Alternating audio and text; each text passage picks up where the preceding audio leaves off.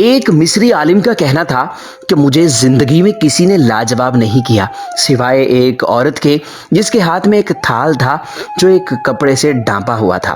میں نے اس سے پوچھا، تھال میں کیا چیز ہے؟ وہ بولی، اگر یہ بتانا ہوتا تو پھر ڈھانپنے کی کیا ضرورت تھی؟ بس اس نے مجھے شرمندہ کر ڈالا۔ یہ ایک دن کا حکیمانہ قول نہیں بلکہ ساری زندگی کی دانائی کی بات ہے۔ کوئی بھی چیز چھپی ہو تو اس کے انکشاف کی کوشش نہ کرو۔ کسی بھی شخص کا دوسرا چہرہ تلاش کرنے کی کوشش نہ کریں۔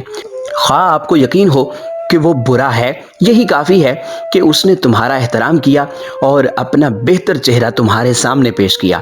بس اسی پر اکتفا کرو۔ ہم میں سے ہر کسی کا ایک برا رخ ہوتا ہے جس کو ہم خود اپنے آپ سے بھی چھپاتے ہیں۔ اللہ تعالیٰ دنیا و آخرت میں ہماری پردہ پوشی فرمائے، ورنہ جتنے ہم گناہ کرتے ہیں اگر ہمیں ایک دوسرے کا پتہ چل جائے تو ہم ایک دوسرے کو دفن بھی نہ کریں۔ جتنے گناہ ہم کرتے ہیں اس سے 1000 گنا زیادہ کریم رب ان پر پردے فرماتا ہے۔ کوشش کریں کہ کسی کا عیب اگر معلوم بھی ہو تو بھی بات نہ کریں آگے۔ کہیں آپ کی وجہ سے اسے شرمندگی ہوئی تو کل قیامت کے دن اللہ پوچھ لے گا کہ جب میں اپنے بندے کی پردہ پوشی کرتا ہوں تو تم نے کیوں پردہ فاش کیا؟ سدا خوش رہیں اور خوشیاں بانٹیں۔